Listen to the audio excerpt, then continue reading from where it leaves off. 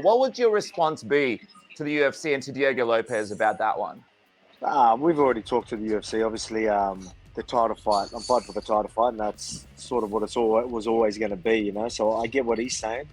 If it was going to be him next, you know, something would have to happen to one of the guys, you know, from the fight, whether they get injured or move divisions or whatnot, you know, and there's an interim title or something like that. Obviously, I'm not scared of nobody, but I'm fighting for the title, and that's that. So that's the only way that sort of happens. But you know, you never know what happens, right? Like the guys are fighting. Max has got a BMF belt. What's he going to do if Max wins? What's his next fight? Is he defending the featherweight belt straight away, or is he going BMF? So that could open the door for maybe you know, an interim or something. But you could do that. But I'm fighting the winner, you know. So that's something that I've already discussed with the UFC from the get-go. I said I was going to wait, and you know that's what's happening. Like obviously he's in a position now where he's trying to, you know, get himself right there, which good on him. He should be. I would be doing the exact same thing, and I did, you know. I did, you know. So good on him, but it just, you know, doesn't really make sense for me unless something happens to the other two, right? Yeah. Just quickly before we get off him, are you impressed with what you saw from him with Brian Ortega? Like, were you surprised with the way he was able to dominate Brian? Yeah, well, like I guess so. Like I had him pretty even, but like I thought Ortega could get it done. But yeah, I didn't expect him to, like, you know, hurt him so much on the feet and have you know, Ortega so. Like, yeah, Ortega seemed like he was struggling. I think maybe it was a bit of a bad game plan. I think he kept doing the same thing and, you know, turning himself straight into Diego's right hand. I think Diego was able to land out quite a few times. I didn't really see Ortega make any adjustments. So that kept landing. But other than that, you know, Ortega, that crazy chin.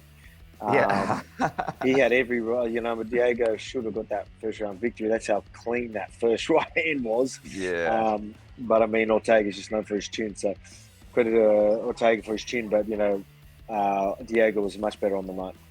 Got to ask you as well, when it comes to obviously the big Topuria Max Holloway fight, have the UFC spoken to you about a backup spot? Is that something you would at all be interested in if one of the guys has to pull out sort of leading into the fight now that we're getting closer to it?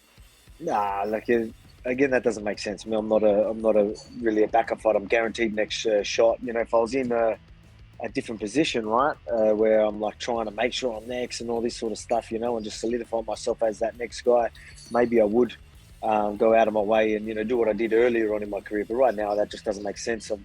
Because I am next, and I'm not. You know, it's not. I don't know. I don't think I'm in a position to be back up for a featherweight fight when I'm guaranteed. You know, I was a reigning champ for quite some time, and it just doesn't make sense. But I know you're sort of picking Max here to win it, but what was your reaction when you saw Ilia? I guess he's playing some mental games here. He's telling Max Holloway, you know, if you point at the mat in the last 10 seconds, I'm coming in and I'm going to knock you out. And if you do that from the first round, I'll knock you out in the first round. Do you actually believe Topuria's going to be doing that, or do you think he's just trying to get into Max's head to sort of adjust what his game plan will be going into this one? Oh, well, of course he would love for Max to just point at the floor. And then, you know, then there's, because we know Ilia's got great hands, right? So he would love to just stay in a boxing range. You know, that's where he has his chance of landing that big shot, even though Max has got an incredible chin. But, you know, I don't think Max is that silly. You know, he knows that, like, I feel, you know, I'm sure Max is looking at that being like, yeah, you know, I believe that you think you have to fight that way, the only way to beat me. Where Max is probably thinking I can beat you in many different ways. But Max, being Max, he's probably going to be winning and still do the same thing anyway, which would obviously play into Ilia's game. You know, it wouldn't be a smart idea with someone like Ilia to just point at the ground and be like, let's just swing. You know, Ilia is obviously a powerful puncher. He loves his boxing. And again, you know, I think with myself, with Ilia, I always said that I feel like, you know, he's got a puncher's chance. That's how the only way I ever thought I would lose in the featherweight would be someone by puncher's chance. And, you know, he's one of them, obviously. He's got an incredible puncher's chance, right?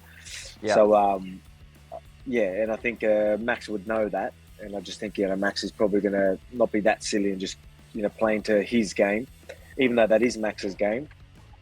Unless maybe when he wears him out a little bit and later rounds when he gets him tired, gets a good read, maybe we'll do something like that. But earlier on, I don't think that'd be very clever.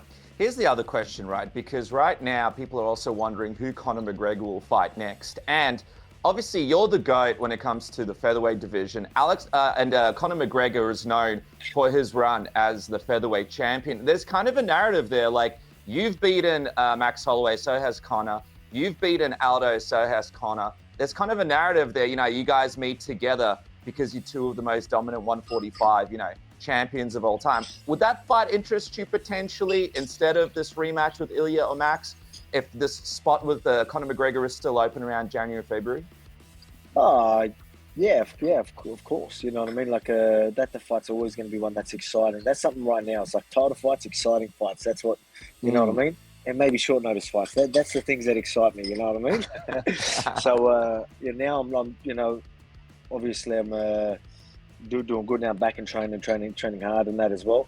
But just what excites me, it's just doing a contender fight in featherweight division. That doesn't really get me out of bed. I'll be lying if I said that would. You know what I mean? So it would have to be a belt on the line or something like that to get me excited. So, and obviously the Conor McGregor fight is very exciting. So that's definitely something that I would do. I'd love that because you and him in a press conference, man, you're so good behind the mic. What would excite you more, the rematch with Topuria or Max, or this McGregor fight? Man, so that's a tricky one because I mean, obviously, I want that match back with Ilia, right? Yeah. But I mean, right now, because I don't know exactly what's happening in February. If Ilia wins, I don't even know where he would want to fight. I don't think I think they might be talking about maybe Sydney or something. I don't think Ilia is going to want to fight there. So who knows? How long is it going to be? Is he going to wait another 6-7 months? So I'll say Conor McGregor right now because then I could still do Ilia straight after that.